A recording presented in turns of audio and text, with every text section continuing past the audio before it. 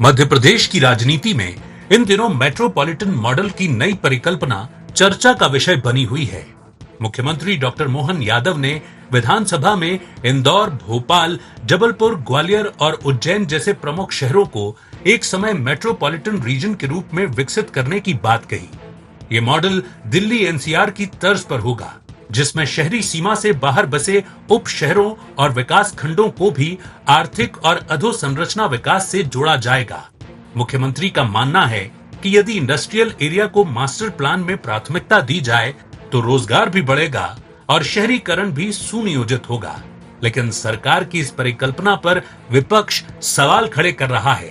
कांग्रेस का कहना है कि ये सिर्फ मेट्रो शहरों को चमकाने की कोशिश है, जबकि ग्रामीण, आदिवासी और पिछड़े इलाकों को इससे कोई फायदा नहीं मिलेगा। उनका आरोप है कि मेट्रोपॉलिटन मॉडल के नाम पर लैंड यूज बदलाव, जमीन अधिग्रहण और नीतिगत भटकाव जैसे जोखिम हैं, जिनका सरकार के पास कोई स्पष्ट जवाब नहीं है। वहीं सीएम ने सदन में स्पष्ट किया कि हम हर क्षेत्र के विकास की योजना पर काम कर रहे हैं।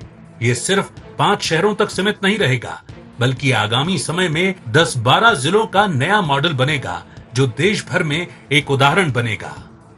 विधानसभा में मेट्रोपॉलिटन क्षेत्र विकास विधेयक पेश। शहरों को मेट्रो रीजन घोषित करने का रास्ता साफ। अब केवल शहर तक सीमित नहीं रहेगा मास्टर प्लान। आसपास के कस्बों, तहसीलों व ग्राम पंचायतों का भी होगा शहरी विकास में समावेश। निवेश और उद्योगों के लिए एकीकृत नीतियां बनेगी। यूपी, महाराष्ट्र और दक्षिण भारत के कई राज्यों में सफल रहा मॉडल। हम भी कल का हमारा मेट्रो शहर कैसा, हम भी मद्रास की बराबरी करेंगे, मुंबई की बराबरी करेंगे। हम अभी से प्लानिंग कर रहे हैं, सड़कों की प्लानिंग, पानी की प्लानिंग, ट्रांसपोर्टेशन की प्लानिंग, इन्वेस्टमेंट की प्लानिंग, रोजगार की प्लानिंग, एनवायरनमेंट की प्लानिंग। ये सब प्लानिंग का हिस्सा होगा इस metropolitan region planning and development act के माध्यम से। एनसीआर की तर्ज पर ही मेट्रोपॉलिटन सिटी के विधेयक पास होने के बाद एक बहुत बड़े एरिया में हमें ज़मीन की उपलब्धता भी सुनिश्चित होगी और बड़े निवेश और उससे निश्चित रूप से रोजगार के अवसर बढ़ेंगे। डॉक्टर मोहन यादव जी की सरकार ने इस दिशा में कदम उठाया है। लेकिन कांग्रेस ने इस विधेयक पर एतराज जताया है। विपक्ष का कहना है कि सरकार इस कानून के जरिए शहरी कॉरिडोर बनाने के नाम पर ग्रामीण इलाकों को निगलने जा रही है। कांग्रेस विधायकों ने आशंका जताई कि मेट्रोपॉलिटन का ये खाका लोगों की जमीनों पर सीधा असर डालेगा और आदिवासी व पिछड़े क्षेत्रों में विस्थापन जैसी स्थितियां पैदा होंगी। हम बात कर रहे हैं भोपाल महानगर की, लेकिन उसी भोपाल जो हमारी राजधानी है, वहाँ पिछले 20 साल से भाजपा सरकार मास्टर प्लान नहीं ले पाई है। तो फिर हम कैसे यहाँ का महानगर बनाएंगे भोपाल को, जबकि भोपाल के विकास पे हमें साधन होना चाहिए है। विकास की दरकार होती, जो विकसित ना हो क्षेत्र उसमें विकास करे, जो ऑलरेडी पूर्ण तरीके से विकसित है उसी के लिए सोचते हैं। उनको सिर्फ इंदौर और भोपाल दिख रहा है, बाकी प्रदेश के और दूसरे जिले या संभाग नहीं दिख रहा है। कुल मिलाकर मेट्रोपॉलिटन विधेयक एक महत्वाकांक्षी परियोजना है जो राज्य के शहरी विकास को नई गति दे सकता है। लेकिन इसकी सफलता इस बात पर निर्भर करेगी कि क्या ये सभी वर्गों को समान रूप से साथ ले पाएगा या फिर ये केवल विकास और सियासत की बहस तक सिमट जाएगा। Bureau report, IND 24।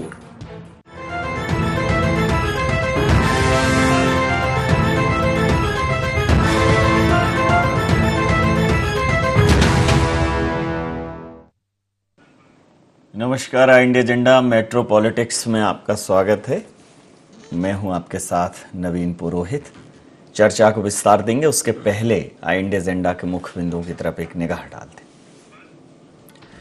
क्या यह मेट्रोपॉलिटन रीजन विधेयक राज्य के विकास को नई उड़ान देगा?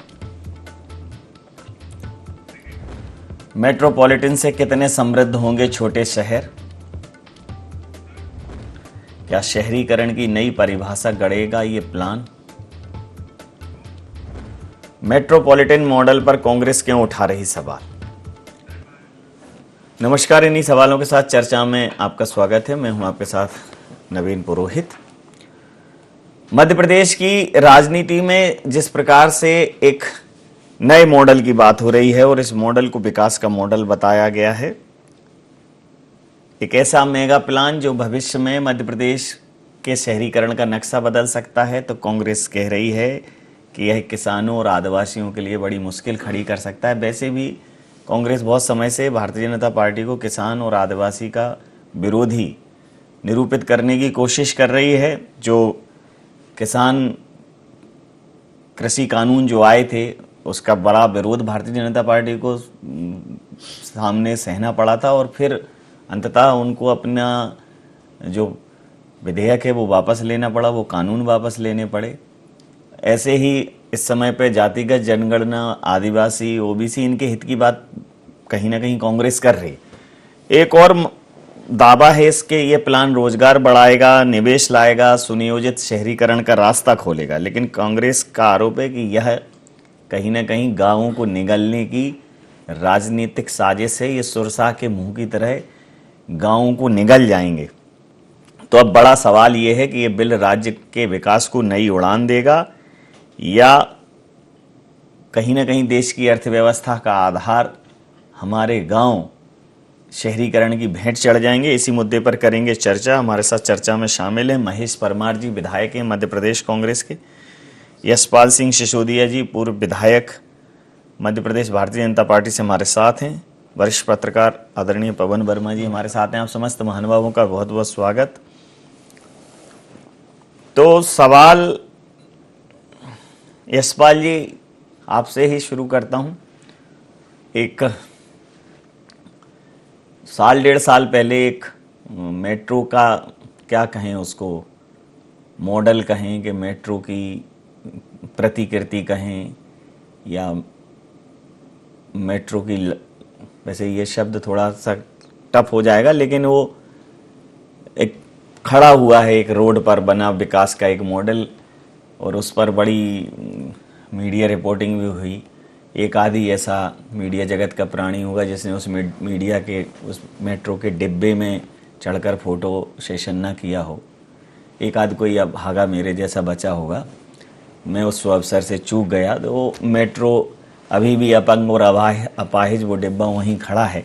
तो यही सवाल कांग्रेस ने उठाया कि मेट्रोपॉलिटन तो छोड़िए, पहले मास्टर प्लान नहीं आ पा रहा है 20 साल से, मेट्रो नहीं दौड़ पा रही है कई साल से, अब ये मेट्रोपॉलिटन नाम का नया सिगुफा छोड़ दिया, क्या कहें? नवीन जी, शगुफा नहीं है ये, डबल इंजन की सरकार का वो चमत्कार साबित होगा जिसकी कल्पना कभी कांग्रेस कर ही नहीं सकती थी। क्योंकि अभी आपकी रिपोर्ट में वो ध्यान से सुन रहा था, आपकी रिपोर्ट में आपने कहा कि कांग्रेस का ये आरोप है कि मेट्रोपॉलिटन जो शहर जो विधेयक आया वो शहरों को, गांवों को निगल लेगा। जी जी। और किसान और आदिवासी से परेशान हो गए। कांग्रेस के लोगों ने तो पूरे देश को निगल दिया 60 वर्षों में। और मध्य प्रदेश में 2003 के पहले का नवीन जी मध्य प्रदेश कैसा था आपने हमने सबने देखा है। हमारी तो अभी वो उम्र कोई 20 बरस की नहीं है, या 18 बरस की आपकी भी उम्र नहीं है। जो सड़क में गड्ढे में सड़क थी या 24 घंटे में 4 घंटे लाइटें आती थी। तो आज जो विकास हुआ है उस विकास की तर्ज पर मैं तो बधाई देना चाहता हूँ डॉक्टर मोहन यादव जी को, माननीय कैलाश विजयवर्गीय जी, इस बात को लेकर के मेट्रोपॉलिटन बिल विधेयक जो लाएगा स्वागत योग्य है। और कांग्रेस को ये चीजें इसलिए समझ में नहीं आएगी रमेश जी कि उन्होंने कुछ किया ही नहीं है। और जब हम करने की दिशा में आगे बढ़ते हैं, देखिए इसको एक्ट को अगर आप देखेंगे, विधेयक को देखेंगे, तो इसके साथ साथ रमेश जी 200 करोड़ रुपए का प्रावधान भी कर दिया गया और अभी प्रयोग के तौर पर भोपाल और इंदौर को इसमें जोड़ा गया। अब मैं तो चाहूंगा कि महेश जी परमार जी जिस विधानसभा क्षेत्र का प्रतिनिधित्व करते हैं, जिले का उज्जैन का, उसको भी इंदौर के साथ में इसको जोड़ा गया है परमार जी। और न केवल इंदौर के साथ उज्जैन को बल्कि देवास और धार और शाहजहांपुर का भी विकास इसके साथ सम्मिलित होगा। पंचायत इसमें सक्षम बनेगी और उत्तर प्रदेश, महाराष्ट्र और दक्षिण भारत के कई राज्यों की तर्ज पर इसको स्वीकारोक्ति प्रदान की है। एक मॉडल है और इस मॉडल को मानते हुए और टैक्स जुटाने का अधिकार रहेगा। प्रथम चरण में भोपाल और इंदौर, जैसा कि मैंने आपको बताया, तो भोपाल है तो भोपाल के साथ रायसेन है, रायसेन के साथ सीहोर है, सीहोर के साथ विदिशा है, ब्यावर, राजगढ़ है। अब ये जिस प्रकार से प्लान किया जा रहा है, जो योजना लाई जा रही है, और विधेयक का तो सरकार का समर्थन करना चाहिए। क्योंकि ये देखिए नवीन जी, मैं बहुत पहले नगर पालिका का पार्षद हुआ करता था 1980 के दशक में। जो नगर परिषदें आज है वो नगर पालिका के समकक्ष आ गई है, जो नगर पालिका नगर निगम के समकक्ष आ गई है, और जो महानगर नगर निगम थी वो मेट्रोपॉलिटन सिटी की ओर जा रही है। कांग्रेस को उसका पॉलिटिक्स नहीं करना चाहिए, कांग्रेस को इसका स्वागत करना चाहिए। दूरगामी परिणाम नवीन जी देखिएगा, निवेश को लेकर के, उद्योग को लेकर के, विकास को लेकर के, ये मील का पत्थर साबित होगा। आपके जवाब के आधार पर ही प्रश्न पूछ लेता हूं। महेश जी, वो कह रहे हैं कि देखिए एक समय था कि जो नगर पंचायतें थीं वो नगर पालिकाएं हो गई, नगर पालिका नगर निगम हो गए, क्योंकि क्षेत्रों का विस्तार हुआ, सुविधाओं का विस्तार हुआ, आवश्यकता है उन क्षेत्रों की। अब आप कह रहे हैं कि ये कानून जो है गाँव को निकल जाएगा, आदिवासियों की जमीन छीलेगा। तो कोई ऐसा एक ठोस उदाहरण सदन में आप देते कि सरकार का इरादा ऐसा इसलिए है कि ये इसके पीछे की मंशा ये है। नवीन जी धन्यवाद, आपने एक सार्थक चर्चा में मुझे बुलाया, और यशपाल जी बहुत वरिष्ठ नेता है भाजपा के। सबसे पहले तो पूरे कांग्रेस दल ने पुरजोर तरीके से इस विधेयक का विरोध किया। हम महानगर बने इस चीज का विरोध नहीं करते, बिल्कुल भी। विकास होना चाहिए, बड़े बड़े भवन बनना चाहिए, सड़कें बनना चाहिए, उद्योग धंधे आना चाहिए, अच्छे शैक्षणिक संस्थान हो, पूरा समुचित विकास हो। लेकिन उसके पहले आप सबसे पहले इस देश को संचालित करने वाला हमारा किसान, सर्दी गर्मी ठंड बारिश सरहद पे जिस तरह हमारा जवान पूरी मुस्तैदी के साथ हमारी रक्षा करता है, देश की रक्षा करता है, ऐसे ही देश का भरण पोषण पालन हमारा किसान करता है। अब मैं आदरणीय यशपाल जी से कहना चाहता हूं कि मैं उज्जैन से आता हूं, मुख्यमंत्री जी का जिला है। उज्जैन से इंदौर के बीच में मैंने कहा कि हम विकास का समर्थन करेंगे, विकास होना चाहिए। सबसे पहले ये बताइए कि उज्जैन में विक्रम उद्योगपति किसानों की जमीन अधिग्रहण की, ताजपुर क्षेत्र हो या इंदौर हो, उज्जैन हो, जबलपुर हो, भोपाल हो, ग्वालियर हो, जहां जहां किसान भाइयों की जमीन अधिग्रहण की, उसकी स्थिति क्या है। हम जैसा हमारे सदन में हमने कहा कि गांव और किसान का विकास नहीं विनाश होगा इस चीज से। आज आप ये बताइए कि उज्जैन से इंदौर के बीच में कितनी शासकीय भूमि है, वो किसानों की भूमि आप अधिग्रहण करेंगे और उसी पे निर्माण होंगे, उसी पे उद्योग धंधे आएंगे। तो क्या ये आपने भूमि अधिग्रहण लैंड पूलिंग इस कानून विधेयक के माध्यम से आप करेंगे, तो क्या ये आपने तय किया कि उस किसान को जो बाजार मूल्य, उस बाजार मूल्य के हिसाब से उस जमीन का कीमत देंगे? पहले ये बताइए आप। यशपाल जी से मेरा निवेदन है, ये भी किसान के बेटे किसान है। आज उज्जैन में विक्रम उद्योगपुरी अन्य जगह जमीन अधिग्रहण कर रहे तो औने पुणे दाम में, आज इन सब चीज के बीच में तो आप किसान से तो 5 लाख रुपए 10 लाख रुपए बीघा की जमीन अधिग्रहण कर लेंगे, वो अन्नदाता, जिससे आपके उद्योग जहां स्थापित होंगे वो उद्योग उसके ही कच्चे कृषि के कच्चे उत्पादन से वो उद्योग चलेंगे। पूरा देश उससे ही चल रहा है, पूरा हम सब उस पर आधारित है। हमारी सुबह किसान से होती है और शाम किसान, जब हम सोते हैं तो हमारे किसान भाई के जो खेत में पैदा हुई चीजों से समाप्त होती है। तो मेरा ये निवेदन है कि सबसे पहले वो किसान और वो गांव जहां हम सब बड़े, जहां हम सब लोगों को पहचान दी, तो उन किसानों के लिए तो आप सुनिश्चित करें कि उनको 2 गुना, हमारे नेता राहुल गांधी जी ने जो हम कांग्रेस पार्टी जो कानून लेकर आई थी, सबसे पहले वो किसान सबसे ज्यादा तकलीफ में है। तो अगर किसान ही तकलीफ में होगा, ऐसा किस बात का विकास जी? विकास किस बात का? विकास वो होना चाहिए जो हर वर्ग का हो। आज अनुसूचित जनजाति के, जैसा कि आदिवासियों की, तो जहां अनुसूचित क्षेत्र है वहां उनकी जमीन नहीं ले सकते। एक तरफ बात करते हैं जल जमीन जंगल की, उनको सुरक्षित करने की, तो सबसे बड़ा विषय तो जो किसान है, जिससे देश चलता है, हम सब लोग चलते हैं, सबसे ज्यादा संकट में वो आएगा। सबसे पहले सुरक्षित करें कि उन किसान भाइयों को आप जमीन, आप जब अधिग्रहण करेंगे लैंड पूलिंग के माध्यम से, तो क्या 2 गुना बाजार मूल्य देंगे? ये मेरा ये विषय है। दूसरा जी, आपकी चिंता वाजिब है, आपकी चिंता कोई आगे बढ़ाते हुए सवाल पूछ लेता हूं सर। कांग्रेस की चिंता ये है पवन जी कि ये जब विधेयक, चूंकि जैसे ही मेट्रोपॉलिटन रीजन घोषित होगा उसमें कई गांव आएंगे, कई नगर पंचायतें आएंगी, नगर पालिकाएं आएंगी, उपनगर आएंगे, और एक विशेष कानून के तहत इसमें कार्य होगा, समिति बनेगी। अभी ड्राफ्ट का पूरा मसौदा सामने नहीं आया, लेकिन कांग्रेस की मूल चिंता ये है कि अगर कहीं इसमें लैंड पूलिंग होती है, जमीन का अधिग्रहण होता है, तो जो अन्नदाता सब जानते हैं कि सबको पता है इस देश में कि रजिस्ट्री मूल्य, कलेक्टर गाइडलाइन मूल्य अलग हैं और बाजार मूल्य अलग है।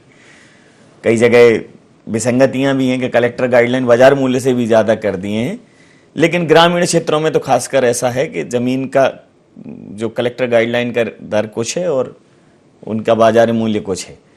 तो अन्नदाता को राहत मिले क्योंकि उसके पास ले दे के ज़मीन है, और आप वो जमीन अगर उस मूल्य पे ले लेते हैं जिसको वो किसी भी कीमत पर किसी और को बेचने के लिए तैयार नहीं है, लेकिन चूंकि इस कानून के तहत वो बाध्य हो जाएगा। जमीन अधिग्रहण को लेके भी पहले बहुत बवाल हुआ है, तो कहीं इस मामले में सरकार को रुख स्पष्ट करना चाहिए कि हम जो अन्नदाता की जमीन लेंगे, उद्योग आएगा या कुछ भी अधोसंरचना आएगी तो उसमें उसको स्टेक होल्डर बनाएंगे, उसको उसका अच्छा रिवॉर्ड देंगे, उसकी जमीन की कीमत अच्छी देंगे। और मुझे लगता है इस पर कांग्रेस को शोर शराबा करने की बजाय इस पर कांग्रेस को सवाल उठाना चाहिए, सदन में इस पर सार्थक चर्चा करनी चाहिए। क्या कहें?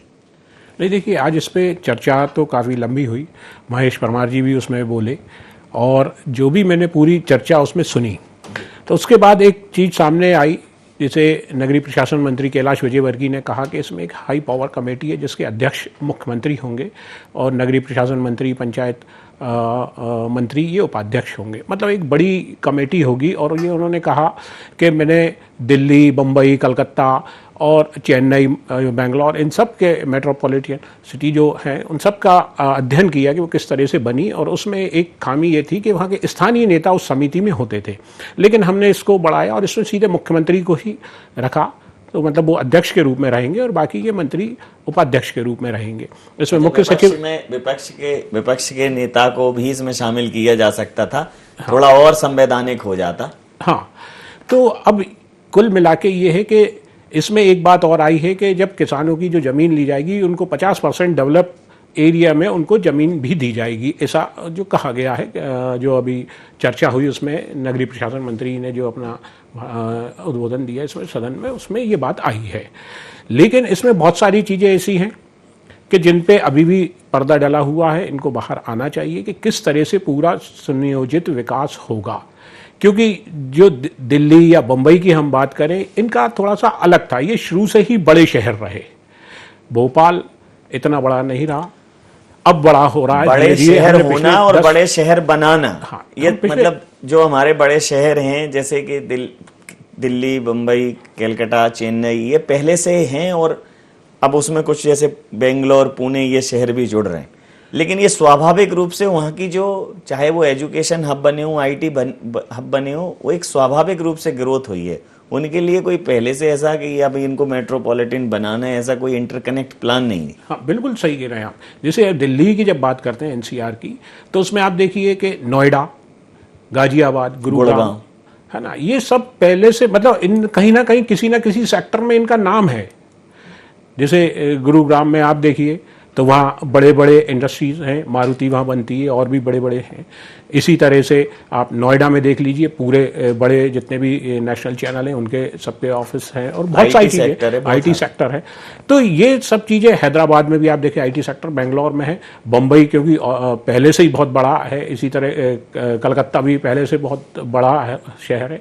तो इनको डेवलप करने में उतनी परेशानी नहीं आई। लेकिन जब इंदौर और भोपाल की बात होगी, उसमें कई जिले आएंगे और दूरी भी बहुत है। हालांकि जिले मुंबई में भी बहुत हैं, कल्याण है, ठाणे हैं, ये सब जिले उसमें, लेकिन वो हाईली इंटरकनेक्ट, लेकिन वो बहुत ज्यादा पहले से ही कनेक्ट थे। लेकिन यहाँ अगर जैसे भोपाल से विदिशा की बात की जाए तो बीच में कम से कम 30-40 किलोमीटर जगह पे कुछ है ही नहीं, खेत हैं। ऐसे ही अगर आप बक्सी तक जाएंगे तो भी यही स्थिति है। तो ये बहुत सारी जगह ये स्थिति है, किसानों की बहुत ज्यादा जमीन अधिग्रहित करना पड़ेगी। तो इसलिए किसानों को संतुष्ट पहले करना, उनको बताना कि किस तरह से हम उनकी ज़मीन लेंगे, उनको नुकसान नहीं होगा, क्योंकि किसान पूरी तरह से कृषि पे है और उनकी ये पीढ़ी नहीं, अगली पीढ़ी भी उसी पे निर्भर रहेगी। तो उसको कैसे आप, उसकी पीढ़ियाँ जो पीढ़ियाँ दर पीढ़ियाँ, वो कैसे कृषि से जुड़ी रहे, ये भी बहुत स्पष्ट करना पड़ेगा इसमें। तो ये एक इसमें सबसे बड़ा सवाल है कि किसानों की जो बात हो रही है वो वाकई में कांग्रेस ने ठीक उठाई है कि किसानों को की ज़मीन को लेके क्या किया जाएगा, कितना उनको दाम दिया जाएगा। क्योंकि हमारे यहाँ एक परंपरा है कि कलेक्टर रेट कुछ होता है और बाजार का रेट अलग होता है, इसमें बहुत अंतर होता है, दुगने तिगने का अंतर हो जाता है। तो ये एक बहुत बड़ी समस्या रहेगी सरकार के सामने इसमें।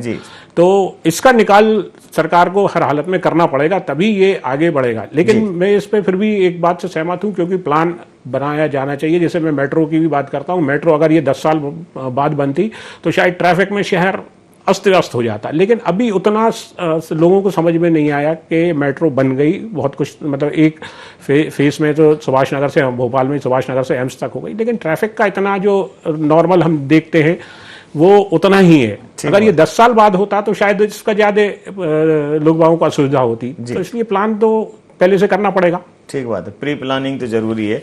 समझना, एक ही बात की समस्या आ रही है और एक ही बात पर कांग्रेस ने अपना आक्रोश जाहिर किया यशपाल जी कि जमीन अधिग्रहण जब होगा तो आदिवासी और किसान अपनी जमीन खो देंगे। तो क्या सरकार, वो इस डर, सरकार कह रही है कि ये डर की राजनीति कर रहे हैं, लेकिन क्या आपके पास इस बिल में किसानों की सिक्योरिटी के लिए, उनकी सेफ्टी के लिए कोई ठोस प्रावधान है? रवि जी देखिए, भारतीय जनता पार्टी के नेतृत्व वाली सरकारों ने हमेशा भी, चाहे केंद्र की हो चाहे राज्यों की हो, हमने कभी भी किसान के विरोध में काम खड़ा नहीं किया है। कांग्रेस तो झूठ बोलो, जोर से बोलो, बार बार बोलो, और कांग्रेस की जो सोच और जो चिंतन है नवीन जी, वो विकास की तरफ नहीं है। इस प्रकार से विनाश को लेकर के विरोध की रेखाएं खींची जा रही है, आदिवासियों को, किसानों को जिस प्रकार से भ्रमित करने का काम कांग्रेस कर रही है। मैं तो निवेदन करना चाहूंगा महेश जी से कि आपको तो प्रसन्नता होना चाहिए कि इंदौर से लेकर के उज्जैन तक 6 लाइन रोड लगभग कंप्लीट होने की ओर है, और सिम्हस का जो बजट अलॉट हुआ है उसमें इंदौर से लेकर के और उज्जैन तक की मेट्रो की 50 किलोमीटर की दूरी तय होगी। रोपवे रेलवे स्टेशन से लेकर महाकाल तक जाने के लिए भी रास्ते साफ हुए हैं।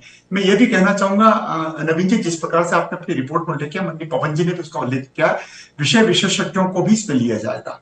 जो विधेयक आया है उसमें न केवल जनप्रतिनिधि, बल्कि जैसा कि आपने बताया कि अध्यक्ष उसके माननीय मुख्यमंत्री जी होंगे, और जो डिप्टी जो उपाध्यक्ष होंगे वो नगरीय प्रशासन मंत्री होंगे, पंचायत एवं ग्रामीण विकास मंत्री होंगे। और इसमें देखिए कि विभागों का समन्वय होगा, बेहतर समन्वय के साथ काम किया जाएगा, बेहतर परिवहन व्यवस्था, बेहतर आवास व्यवस्था, बेहतर उद्योगों की स्थापना, ये सब इसमें जोड़ा गया है। और एक चीज इसमें और जोड़ा गया है, इसमें शहरों को मेट्रो रीजन घोषित करने का रास्ता साफ हुआ है। और इसी से ये भी तय होगा नवीन जी के टाउनशिप और भू अधिग्रहण का अधिकार भी इन विभागों को प्राप्त होगा। उज्जैन में भी सिम्हस को लेकर के माननीय मुख्यमंत्री जी स्पष्ट कर चुके हैं कि जिन किसानों की भूमि को अधिग्रहण किया जाएगा उनको गाइडलाइन से ज्यादा पैसे दिए जाएंगे। हम अहित करने को लेकर के कार्य योजनाएं नहीं लाने की स्थिति में है। कांग्रेस ने देश का भी अहित किया, राज्यों का भी अहित किया, विकास भी नहीं किया। ये चीजें कांग्रेस के दिमाग कल्पना में क्यों नहीं? अभी आपने जिस प्रकार से रिपोर्ट बताया, पवन जी जिस प्रकार से बता रहे थे कि इंदौर है, चेन्नई है, इसके आसपास ही ये मेट्रोपॉलिटन सिटीज है। हम तो इस दिशा में आगे बढ़ रहे हैं। हम इस दिशा में आगे बढ़ रहे हैं तो हमने क्या चिन्हित किया है? इंदौर, उज्जैन, भोपाल, ग्वालियर, जबलपुर, और फर्स्ट फेज में हम इसको उज्जैन और इंदौर और भोपाल को ले रहे हैं। और चूंकि इंदौर और भोपाल को ले रहे हैं नवीन जी, तो इंदौर और भोपाल का जो व्यावसायिक केंद्र है, जिस प्रकार से प्रदेश की राजधानी है, इसी के साथ तो कई गांव आएंगे, कई नगर परिषदें आएगी, कई नगर पालिका का क्षेत्र आएगा, और उन सबको लेकर के नवीन जी अनदेखी नहीं की जाएगी। जी, मैं आपके जवाब पर ही प्रतिक्रिया लेता हूं। महेश जी, आप एक डर को, जमीन अधिग्रहण के मुद्दे पर एक डर का माहौल बनाकर इस पूरे प्लान को खारिज कर रहे हैं। दिल्ली एनसीआर जैसे एक मॉडल को, जो सफल मॉडल है। अभी देखिए हैदराबाद सिकंदराबाद का एक मॉडल है, अहमदाबाद भी उसी तर्ज पर अभी डेवलप हो रहा है। तो आप बताइए, ऐसा कोई विकल्प है? जो शहरीकरण को तो बढ़ाना पड़ेगा, जिस तरह से गांव शहरीकरण का विस्तार हो रहा है, शहर बढ़ रहे हैं, शहरों पर लोड बढ़ रहा है, तो उनके इंफ्रा को तो बढ़ाना पड़ेगा। जी भाजपा की कथनी और करनी में अंतर है। यशपाल जी हमेशा कांग्रेस को कोसते हैं, वरिष्ठ नेता हैं। 2003 से लेकर अभी आज 2025 तक आपकी सरकार है। 15 महीने कमलनाथ जी की सरकार आई। जिस मेट्रो की बात कर रहे हो, कमलनाथ जी ने इसका शुरुआत की, कमलनाथ जी ने इसको शुरुआत की। अब आप बात करते हैं, मुझे तो ये नहीं समझ आया था कि आपने बोला 10 स्मार्ट सिटी बनेगी। आपकी सरकार थी, 2 मुख्यमंत्री बदल गए, शिवराज जी और मोहन जी आ गए। उन 10 स्मार्ट सिटी का क्या हुआ? जो झुग्गी है उनकी क्या व्यवस्था? अगर आपकी कथनी और करनी में अंतर नहीं, तो सीधे पहले आप जनता के बीच में जाइए ना। आप सिंहस्थ की जमीन की बात कर रहे हैं, आप बताइए, जहां 1 करोड़ रुपए बाजार मूल्य है, आप किसानों से जो जमीन लेंगे, उद्योगपतियों को जो किसानों से 10 लाख रुपए 15 लाख रुपए बीघा जमीन लेंगे, उनको 2000 रुपए स्क्वायर फीट बेचेंगे। वो किसान जमीन नहीं खरीद पाएगा। जैसा आदरणीय वर्मा जी ने कहा, मैं इनकी बात का समर्थन करता हूं कि मैं फिर कह रहा हूं आपको कि आपका जो ये विधेयक है, हम इसका विरोध नहीं करते, लेकिन हम गांव से हमारे शहर बने हैं। अगर उन गांवों को आप नष्ट कर देंगे, उन किसानों को आप बर्बाद कर देंगे, उनकी भूमि आप समाप्त कर देंगे, तो ये जो आप सब परिकल्पना कर रहे हैं, जो आप सोच रहे हैं, उसका क्या औचित्य? जब आप सबको उजाड़ के आप नया बसाएंगे तो जो बसे हुए उनको उजाड़ रहे हैं आप। ये आपकी कथनी और करने में साफ अंतर है। इसमें सिर्फ और सिर्फ उद्योगपतियों के साथ साठगांठ करके पूर्व में भी जो जमीनें अधिग्रहण आज तक हुई वो 10-10 साल तक वो जमीनें पड़ी है। अगर आप इतना ही आप विधेयक में और आपकी नियत अगर साफ है तो आप सीधे रूप से पहले किसानों से सीधे बाजार मूल्य पर जमीन लीजिए ना। जब उद्योगपतियों को किसानों की जमीन आप बहुत कम मूल्य में उनसे अधिग्रहण करेंगे भूमि लैंड पूलिंग के माध्यम से और वो जमीन का आप व्यापार करेंगे, वो उद्योगपतियों को बेचेंगे, तो यही आपकी कथनी और करनी में अंतर है। आप बार बार कांग्रेस को दोष देते हैं, लेकिन पिछले 20 साल से आपकी यहां प्रदेश में 21 साल से सरकार है, देश में आपकी सरकार है। आज शहरों की क्या स्थिति है? आप इंदौर या को छोड़ दीजिए, बाकी आपके मंदसौर की क्या स्थिति है? आज स्थिति है कोई बजट नहीं, नगर पालिका नगर निगम के पास इनको सैलरी देने के लिए पैसा नहीं है, तो आप कौन सी बात कर रहे हैं? सिर्फ आपकी बातों में कोई माननी, ये विधेयक के माध्यम से उज्जैन में मैं रहता हूं, मुख्यमंत्री जी का जिला है, मैं कोई विरोध करने नहीं आया हूं, लेकिन मैं फिर कह रहा हूं कि होना चाहिए, महानगर बनना चाहिए, अच्छी सुविधा होना चाहिए, बड़े अच्छे शैक्षणिक संस्थान हो, अच्छी स्वास्थ्य सुविधा हो, स्वच्छ पेयजल मिले, सब चीज हो, लेकिन सबसे पहले जिनसे ये सब चीज बनाएंगे उनको तो कम से कम आबाद करें, वो तो जमीन खरीद लें कम से कम अपनी। और आप बार बार कांग्रेस को दोष देना बंद कीजिए। आप कांग्रेस को दोष देकर आप वस्तु स्थिति अपनी सरकार जो काम कर रही वो दिखाइए, ना कि कांग्रेस को दोष दें। अंतिम प्रतिक्रिया के साथ चर्चा समाप्त करूंगा। कांग्रेस की चिंता किसानों और उनकी जमीन को लेकर है, लेकिन सरकार के सामने एक सवाल ये भी है कि जिस तरह से शहरीकरण को उन्हें व्यवस्थित करना है, क्योंकि लोड बढ़ रहा है, शहर में लगातार आबादी बढ़ रही है और अगर सुनियोजित विकास नहीं होगा तो अनियोजित होगा। लोग आएंगे अपने तरीके से बसेंगे अगर आपके पास सिस्टम नहीं है। और ये दुर्भाग्य है कि 20 साल से भोपाल जैसे राजधानी पर मास्टर प्लान नहीं है, बात चलती है। जबलपुर, भोपाल, हालांकि इंदौर, उज्जैन का 20 साल से मास्टर प्लान नहीं दे पाए, हालांकि मास्टर प्लान और स्मार्ट सिटी पर सरकार बुरी तरह से फेल हुई है। स्मार्ट सिटी परिकल्पना, स्मार्ट सिटी बंद कर दी गई है, बजट एलोकेशन बंद हो गया है, कहीं एक रोड बन गई, कहीं मकान टूट गए, कहीं कुछ हो गया, आधा अधूरा इंफ्रास्ट्रक्चर डेवलप हुआ, कहीं कुछ पोल लग गए। जैसा सोचा था वैसा नहीं हो पाया, लेकिन सोचना तो पड़ेगा इस दिशा में। डॉक्टर मोहन यादव ने कुछ बड़े डिसीजंस लिए हैं, जैसे फिर से रोड, ये जो हमारा रोड कॉरपोरेशन है वो बस उसको पुनर्जीवित करने का प्रयास किया है उन्होंने। हाँ, राज्य परिवहन निगम को पुनर्जीवित करने का प्रयास किया है। जी, रेल अभी मैं वही कह रहा हूँ, वो जो बेचा किया, लेकिन ये एक सोच, यहाँ कॉरिडोर तोड़ा, जो BRTS था वो बहुत बड़ा जंजाल था, तो एक साहसिक डिसीजन लिए। तो मुझे लगता है कि मेट्रोपॉलिटन लाने के पहले सरकार को जो स्मार्ट सिटी में तोड़ा फोड़ी हुई है और जो इंफ्रास्ट्रक्चर बना है उसको व्यवस्थित करना चाहिए, मास्टर प्लान लाना चाहिए, फिर मेट्रोपॉलिटन की बात करनी चाहिए। तो थोड़ा सा नियत और नीति में एक मैचिंग दिखाई देगी, क्या कहें?